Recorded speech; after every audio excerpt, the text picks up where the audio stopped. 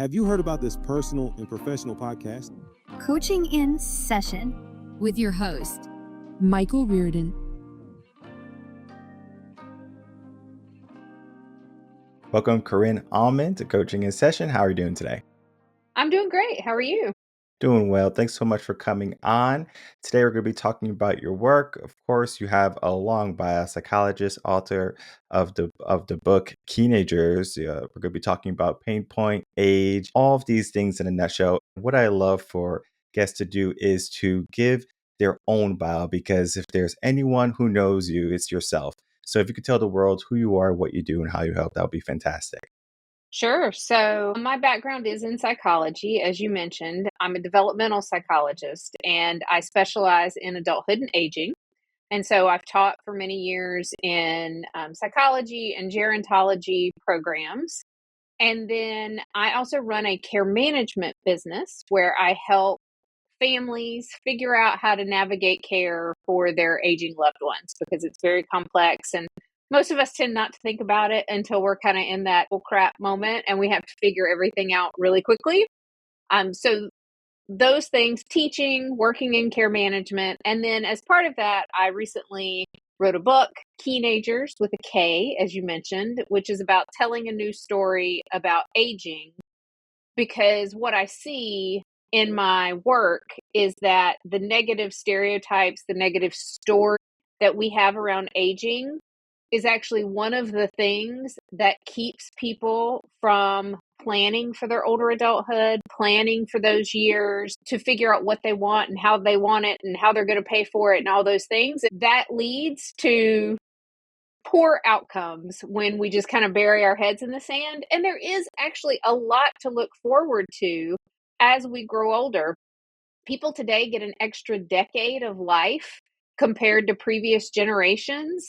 So that's a blessing. And we need to think about those years as a blessing, not oh God, I don't want to have that happen. Heaven forbid, I grow older. So changing how we look at it and how we're thinking about it will help us actually make the most of that time. And so those are all the things I spend my time doing. I also have four kids at home. I have 4 teenagers. So I'm also busy being the prefrontal cortex for 4 people who do not have one yet. And that is quite tiring as well. Yes, I can imagine. One of the questions I want to lead off with is probably the $1 million question today, and then we're going to get into the other $100,000 questions is age just a number? Mm-hmm. As I mentioned before, we have an extra decade of time that previous generations didn't get. And just to put that into perspective for you, when Social Security was first put into place in the 1930s, you got Social Security at 65. The average American lifespan was 67. So we were expecting you to live, a couple of years. Now the average American lifespan is 76. So you're getting an extra decade on average. And a lot of people are living well into their 80s, 90s, and beyond. And so that time period is something we just haven't had before. And what it also has meant is we're living healthier, longer. And so what 65 is today or what 75 is today is not the same as it was for your parents or your grandparents before them. So many people are reaching these ages still going, hey, I've got energy and I want to be productive and I want to be doing stuff. Like, I'm not done. I don't want to just go sit in my rocking chair on my front porch or watch TV all day. And so the number itself really means almost nothing. If you have met one 75-year-old, you have met one 75-year-old, because there is enormous diversity in the older adult population. And so we cannot just put people in a box and say, oh, well, you're this number. And so that automatically means you have a bunch of diseases and you aren't doing anything productive and, or whatever our stereotypes are about that age. The number really means nothing. It's all about how healthy you are, how active you are, what are you doing with your life at that point? Yeah, when I go to the gym, I see people who are well in their 60s and 70s, and one of the guys at the gym, he moved, but he was like 67 years old. He was in better shape than me. I was like, Jesus, I was like 34 or something when I met him at the time. He was just like a go-getter. He was just like, I'm all about fitness. He was healthy. He walked or ran a mile or two every single day. It's just like that was his lifestyle. And we give ourselves a lifestyle typically of fast food, like when we hit a certain age, of fast food, because we're so career focused and just being busy, busy, busy until we get the doctor's note. And then we're like, okay, let's start to pay attention. Very similar to retirement, where people don't necessarily focus on their retirement. They're not putting money in the Roth IRAs, 1Ks, etc. And then when it's close to retirement, they're like, oh, wait, I have no money. I spend it on Starbucks or something. So now they're in a mad sprint to try to make ends meet. And some never ever get the chance to retire because they have to continually work. In a sense, that could be a good thing because they are just giving themselves a purpose now rather than at 65. All right, I'm going to go sit in the rocking chair, as you said. Some people fail to give themselves a purpose, which is essential when they're trying to have longevity. Absolutely. Typically, when you're like older, you get grandbabies, and that right there is purpose in a nutshell, too. So you're like, I got my grandbabies, I got to take care of them. I got to take them to the stores and everything. I got to give them candy before I give them back to their parents. This is the joy of grandparenting. You make a really good point there. Like, whatever your purpose is, it's what gets you out of bed on a Wednesday morning while you're in those retirement years. And I'm putting that in quotes, but it can be work. It doesn't have to be work. It might be your grandchildren. It might be caregiving for somebody else. It might be volunteering. Who knows what it's going to be, but it's the thing that gives you purpose and meaning in whatever form that is. hmm Well, going off to my question of what I wanted to say was, what is the mindset of age? Because as I was saying, the gentleman in the gym, the person who's older with grandkids, they don't necessarily say that, oh, I'm old and I'm decrepit and I can't run around and I can't do the things that I used to do. It's definitely a different way of thinking than the person who's 40 saying, oh, my back hurt, my knees hurt. I can tell when it's going to rain. It's a very different type of mindset. Yeah, absolutely. So you're really talking about having a positive outlook on aging versus having a very negative outlook on aging. And there, first of all, if you have a negative outlook on aging and you're hearing this conversation and you're going, oh man, I really should have, don't beat yourself up. Like if that's the way you've been thinking, because we are in a very ageist society, right? We hear old age jokes all the time. We hear all these stereotypes and people say negative things about older people all the time. So you've kind of grown up in this culture. So if you have caught yourself thinking or saying these things, even just in your own head, now's the time to take notice and go, huh, why am I talking to myself that way? Maybe there's a better way to do this. And there's actually some really good research by Dr. Becca Levy up at the Yale School of Public Health. And she looks at specifically how your outlook or your attitude about aging impacts how you actually age. One of her most famous studies shows that more people with a positive aging outlook, a positive attitude about aging, live on average 7.5 years longer than people with a negative outlook about aging. And that makes sense. You can kind of imagine that guy at the gym that you're seeing, he's got a positive outlook about aging. He's taking care of himself. He's exercising. He probably goes to all his doctor's appointments and gets his checkups and is doing things because he's looking forward to all this time and he wants to be healthy and active during that. And when we have a more negative outlook, it's much easier to just kind of go, woe is me. And well, it doesn't really, I'll eat the fast food because what does it matter? I'm just going to get old and decrepit anyway. It really does change not only how you think, but also the behaviors that come out of that. Based on whether or not you've got a positive outlook about it. And that's part of the reason I wrote the book. The subtitle of my book is Telling a New Story About Aging. The whole point of that is that I've got a bunch of interviews with people like your guy from the gym, Keenagers, as I call them. And the whole point of that is to say, hey, let me tell you a bunch of stories about people who are doing this well. And they're way more common than you think they are. I mean, I think sometimes, like on the news or something, they'll profile an older person and they'll kind of make it seem like this is some sort of super senior, like there's some sort of an outlier or anomaly. And my point is, this is actually way more common than you think. We have a lot of older people who are aging really well, and you can do it too if you can just kind of start reshaping how you're thinking about this in your own head so that you are planning and preparing appropriately. The average human mind definitely loves to see things that are plausible. So they see it and they can say, okay, it's tangible. Well, Mhm. so I can do it. Roger Bannister, I talk about the story all the time, 4 Minute Mile, right? No one Mhm. thought he couldn't do it. He finally did it.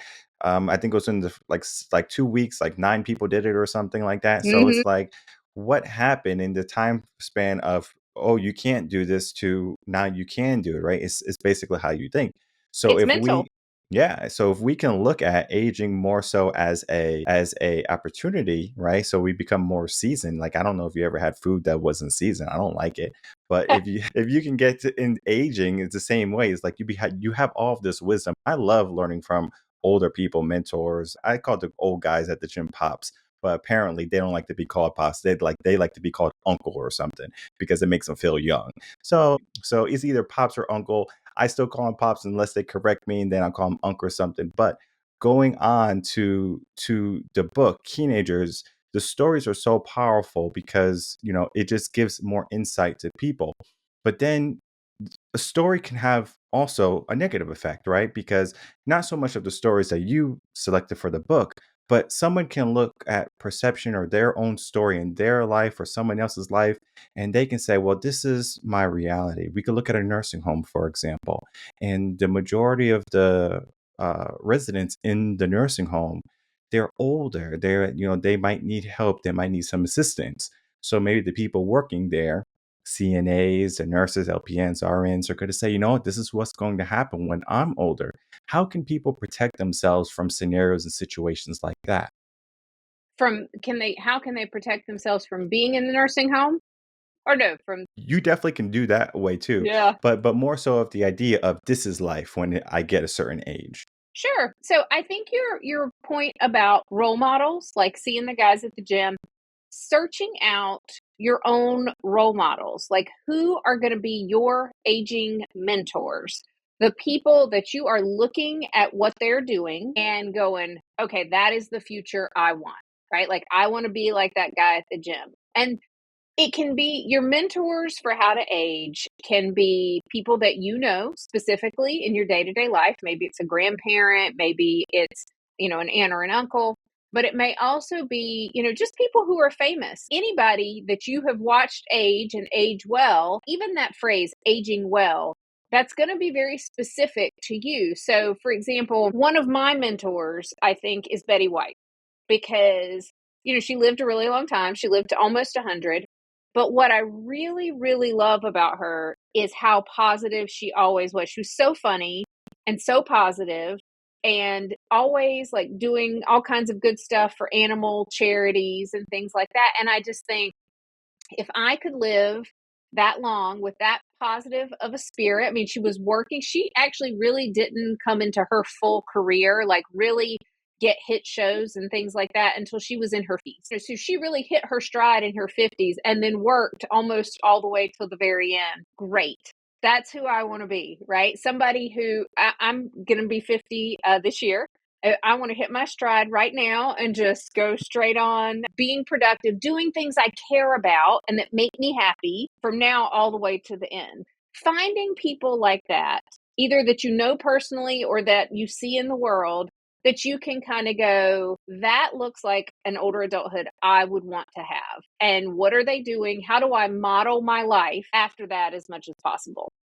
Yeah, that's a very good point because I know when it comes to mentors, people think of like business mentors, but not so much of like life mentors. Like, I want to Hmm. be like you when I grow up. And I know this can happen with with kids and they look at their parents or something along those lines and they say, I want to be like mom, I want to be like dad. Maybe they have a friend's dad. I'm not sure if you know the book, Rich Dad, Poor Dad. So it's like you look at maybe someone else's situation, you say, you know what, this is definitely the path that I would like to take. And I think when it comes to, being young, we're so quick to want to grow up.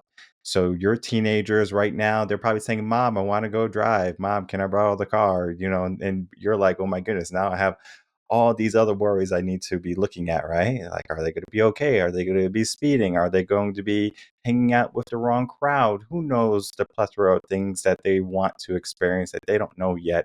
And as you said, you are their prefrontal cortex right now because they are, still developing. And they're going to hit a point when they are 21, or maybe they are in their 30s and they're starting to have maybe a family if they don't have them sooner, of course. And now their views of life change. And I wanted to get into the aspect of the seasons of life because with aging, when we're teens, we think very different than we're in our 30s and our 40s and our 50s, etc., right? Mhm. Because our priorities change. Do you think those circumstances have a detrimental effect on aging? For example, climbing the corporate ladder, right? You might spend 10, 20, 30 years becoming a CEO if you were working up at a Fortune 500 company or something along those lines. And you finally attain this monumental goal that you envisioned for yourself, only to look back at where did the time go? I was so focused on building this company, building my career that I neglected my family, my kids, my health, etc. So it seems like our focus can sometimes be maybe more at the materialistic things or the things that are not going to give us longevity later on in the future.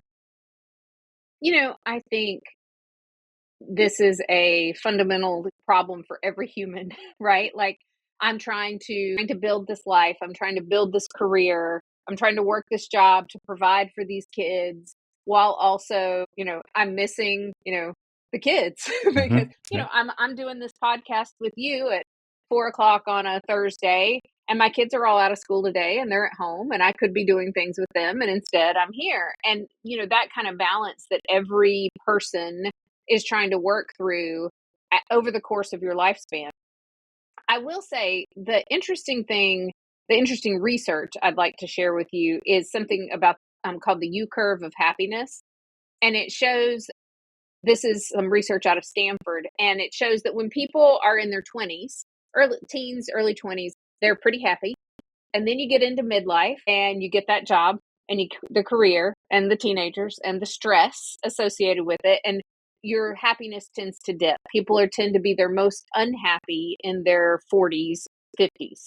And then as you get into your 60s and 70s, we actually have what we would call peak happiness. People report the highest levels of happiness in older adulthood.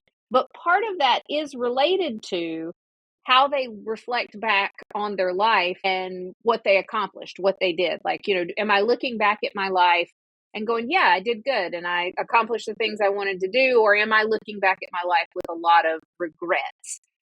So, I think we have a lot to look forward to as we grow older, in terms of happiness. Have that stereotype about that older people are all depressed and sad is absolutely not true. But there is this issue of, all throughout your life, no matter how old you are, you have to figure out how to balance, those goals and those things you're trying to achieve with your relationships in your life. There was something I heard the other day that was talking about, and I'm going to get it wrong, but it was basically like your eulogy, that at your eulogy, nobody's going to list your career achievements at your Mhm. eulogy. They're going to talk about your family and your relationships at your eulogy. So you have to kind of always keep that in the back of your mind, like what's going to be said, those relationships and the balance of that with the things that I do want to accomplish professionally. Yeah, very much. I know I know something also with the gravestone is like loving father, loving husband is not so much of podcast host or Mm-mm. CEO of Mm-hmm. Apple. It's, Right. it's more so of the what would you like to be remembered for? And I don't think there's many people who even sit down to think about what they want to do later on in life. Like I know people, they have this idea of what they would like to do. They would like to retire early, be financially free. The younger generation, the FIRE movement, they maybe want to travel the world. They want to do all of these wonderful things, but yet they don't necessarily give themselves the avenue or the plan for it. It's almost like, "Ah, I'll do it later." They give themselves this idea of procrastination that they have time. And I do want to get into that question of time because tomorrow's not promised, right? I can go out and drive, and God forbid something happens and I'm not making it home, right? And I had all of these envisions for later on in life and thinking about my family growing up and my grandkids, and all of that is going to be ripped away. And if we give ourselves the, I guess you can say, the focus of life, where life is always fleeting, because in a sense, we are always in company with both life and death. And many people are just always clinging on to the life, and they don't necessarily focus on the death aspect because maybe it's scary. Maybe it's something that, is very traumatic for them because they lost a loved one, a mom, a dad, someone, and they don't want to look at older age. So then they find themselves in turmoil later on because A, they might not have been taking care of themselves, or B, they're not ready for adulthood or elderly age. Hmm. You know, the thing that working as a care manager has really shown me, and I think this will give people hope, is how resilient we are. As human beings, I think it's very easy for us when we are younger to look at older adulthood. And I mean, like, let's be honest, my teenagers are looking at me and going, oh my gosh, I don't want to age. I don't want to be that age. We look at people who are older and maybe who do have some health conditions and things like that. And we go, that would be awful. I would never want to live like that. How terrible. And what I really see so clearly in my care management practice is how resilient people are and how adaptable we are as human beings. First of all, old age is happening to all of us. We are all old people in training, right? We're older at the end of this podcast than we were at the beginning. And so the changes that come with age, they come on slowly, right? They creep up on us over time. So it's not like one day you just wake up and all of a sudden you're old. Whatever that means. Old is always 10 years older than however old you are right now. That's what people always say. Even people that I've worked with who have significant health problems and are maybe in a nursing home, like you were just saying. We have a client right now who is in a nursing home, and we had a care plan meeting for him this morning. And he was cracking jokes and flirting with the nurses. I mean, he's in what you and I might look at and be like, oh, that's awful, right? Like he's got to live in the nursing home and he's not going to get better and go home. And that's true. And yet his attitude about it is so positive, and he's making all the people around him laugh and have a good time. And that's a choice. That's a choice that we get to make. That adaptability is something we all have. And that is really it gives me such hope about my future, that no matter what really happens to me as I get older, I get to choose my attitude, my mood right now. Like you just said, all we have is right now. I can be cranky and awful about it and make everybody around me miserable, or I can be the person who's joking and having a good time and making everybody around me smile as well. That's up to you who you choose to be in that moment. Yeah, very true. I worked in a nursing home from high school to college, 6 years total. And I started off just in the recreation department, and then I got a job working in the kitchen, dietary aid stuff. And I got to see firsthand people that were there the whole 6 years that I was there. And some were good, some were bad, right? Some were just so happy, and some, eventually they just started to, have the walls cave in on them because maybe their Hmm. family stopped showing up all the time. And they were basically just saw the same nurses, and it seemed like maybe people didn't care about them because, they still had family. And I do want to get into the conversation of care management for our elderly parents and aging loved ones, because it is something that I don't think many people want to think about. I don't want to think about my mom when she's old and she can't walk and I have to take care of her. I don't want to think about my dad when he can't walk and I have to take care of him. Like, most people don't want to see the people that they idolize eventually, become almost a lesser version if we just looked at it from like a mindset type of thing. Is like, oh, you used to be able to walk, now you can't. Now, of course, we have to understand with age, again, there's beauty. And the way I think of it as, I have a kid, he's 2, or I have kids, and they are very slow when I'm walking. I like walking fast. I'm tall, I'm 6'4". I have a long stride. So I have to purposely walk his stride when I'm holding his hand. Not a problem, Hmm. right? And then it's so interesting because I remember, because when my great grandmother was alive, I had to match her stride. And so it was an awakening experience for me to realize the similarities from being such a young age to being an elderly age. It's almost like that riddle is like, what crawls on 4 legs, then 2 legs, and then 3? It's a human. It's basically, you walk on 4, your hands and your feet, you're crawling, and then you walk on 2 feet, and then you walk with a cane at the end of life.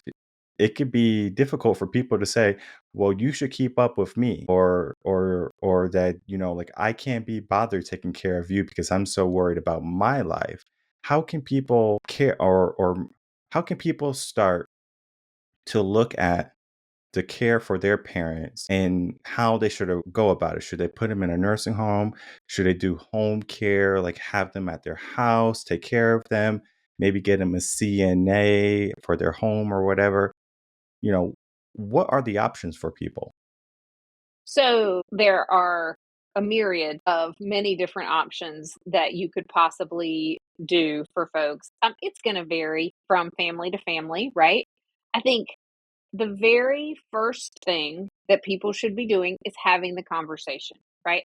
Having the conversation with the people in your life who you are either potentially going to care for or that are going to care for you, and saying, hey, this is what I would like, right? I would like to try to stay at home as long as possible and maybe bring in home care. Maybe we need to remodel the house to make sure it's senior friendly, right? I've got grab bars in the bathrooms and things like that. And if I want to stay at home, then I need to be thinking about doing those renovations, making sure that I'm planning for the price of home care, things like that, years in advance. Years in advance. What too many people do is wait until they need home care right now, Hmm. and they would like to stay at home, but they're in a house with no master bedroom on the first floor. It's got a huge flight of stairs. The house is not senior friendly in any way. So you need to be thinking about that ahead of time and having conversations with your loved ones about, this is what I would like. Now, if you think, no, I don't really want to stay at home, I'd rather be in a community, or maybe I'm going to move closer to my kids, right? Wherever they are. People should shop around for senior communities, again, ahead of time. What happens in my field of work is I get a phone call and the story goes something like, mom was at home, everything was fine until fill in the blank, something has happened. And now we need to know everything about all the different retirement communities that are available. There's that pretty place I drive by on that road. That one looks good. Well, that one is the completely wrong level of care for that individual, right? Like, families don't know. They don't know what the different levels of care are. They don't know what they cost. They don't understand that Medicare does not pay for long-term care, and so they have not budgeted financially for these Hmm. things. And there's this sort of panic that happens in that moment because everybody has just kind of gone along, just like you said, and gone, I don't really want to think about mom and dad ever having to need that. And if I don't think about it, then that means it just won't happen. Hmm. And then there's that moment where I get the phone call and they're panicked because I'm having to tell them a whole bunch of stuff all at once. And a lot of it is not good information. What do you mean Medicare doesn't pay for any of this? That sort of stuff. And so you've got to have the conversation. We are all aging, it is inescapable. No matter how many ads you see for face creams that say, win the battle against aging, none of us are going to win this. We are all going to age. And so preparing for it is a way to empower yourself to get the kind of care you want, to be sure that you can care for your loved ones in the way they want, to make sure we're all on the same page about what we want to have happen all along the way. The one caution I will give you is if in these conversations, you should never say to someone, promise me you'll never put me in one of those places, or promise me you'll never put me in a home. People say that, and then they end up, maybe they end up needing, they're a two-person assist. They need help with bathing, dressing, feeding, grooming. They need total care. And their loved one, number one, can't quit work to stay home with them and do all this. Number two is not trained. They're not a CNA. They don't know, they don't have the training to do this. So they're going to hurt you or they're going to hurt themselves. And the tremendous level of guilt that puts on the loved one when they have to do it. They have to have you move somewhere for your safety, for your care, and for themselves, because they have to work. They can't provide 24/7 care at home. It's just tremendous. And I think people, particularly older adults right now, who grew up when there was like the county home, the one skilled nursing, and it was not a good place to go, they have a tremendous fear of moving anywhere like that because they think that's all there is. That's in their mind, that's where you'd be putting them. And there's so many more options now. There's so many different levels of care. There not great places? Yes. But there's so many that are actually really good. So making those kinds of like blanket promises to your loved one, or trying to get your loved one to make that kind of blanket promise, is really unfair and really backs people into a corner that they don't want to be in. A great place I know of is Sun City. It's a city in Texas. It's a retirement city, and it's wonderful. It's beautiful there. Like, it's so clean. Like, compared to Austin, Dallas, Houston, it's like, whoa, it's like the best place for retirement. Now, I don't want to live there, but if anyone wanted to live there, it's like you live in like a 5-star resort. It's not even a nursing home. It's like a hotel. They're huge buildings, and they have little communities where single family homes, single story, all laid out for someone who's going to be older. You brought up a great point where you do have to prepare. You have to say, okay, well, let's plan for this. But Mhm. what would someone do? Would they be looking at HSAs? Would they be looking at how much do they need to cover from what Medicaid won't? Like, what are the kind of the finer details that they would have to kind of start to think about, at least initially? Sure. So if you're doing any sort of retirement planning, like with a financial advisor, anybody like that, you would be having this as part of the conversation with them. Like, in your area, how much does it cost, right? How much does home care cost? How much do assisted livings cost? What the retirement community, wherever you're thinking you might need to go, how much does that cost, so that you can factor that in to your retirement planning. If you already know that you're not going to have that kind of money, then looking at your state and what their Medicaid requirements are, right? Like, what are the income cutoffs and what are the benefits that Medicaid offers in your state, so that you have a sense of, am I going to qualify? Am I not? If I'm not going to qualify, maybe like because I'm just over the income limit, are there things that I could do in terms of estate planning, things like that, that would help me qualify when the time comes? You would talk to an elder law attorney for that. And that can be done as long as you're doing it ahead of time. So, for example, in North Carolina, there is a 3-year look back period for Medicaid qualification in assisted living, and a 5-year look back period for Medicaid qualification in a skilled nursing building. So, if I'm going to do that kind of planning, I have to have done it at least 3 years or 5 years, depending on the level of care I'm going into, ahead of time. I have to have done it ahead of time, because if I need that care today and I haven't done that, it's too late now. I can't go do that estate planning to make it work at this point. So this is part of the reason why kind of looking at your situation and thinking ahead really benefits you, because if you've done that kind of planning, then when the time, if you never need the care, then no harm, no foul, right? But if you need the care, having done that planning will make all the difference in whether or not you're going to be able to afford placement in a community. So that's the kind of thing that really, I think people don't realize the kind of power they have over their future if they talk about it and if they plan for it. Because again, we're also afraid, or I will run into people who go, I'm just never going to be able to afford any of that. And maybe they won't, but they've got to talk to that estate planning attorney. They've got to talk to their retirement planner. They might want to talk to somebody like me. I love it when somebody calls and says, we don't actually need anything right now, but we're just trying to put our plan together. And we want you to help us like look at all the different communities and the pricing so that we have a sense of like what's out there and help us understand the difference between independent and assisted living. That's terrific. Let's do it.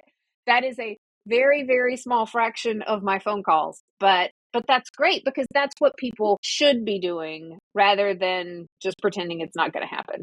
Yeah. And if we can increase that fraction to be a larger percentage, I think people are going to be even in a better situation later on. So Yeah, this is absolutely. definitely, this is definitely a call to action for people to say, you know what?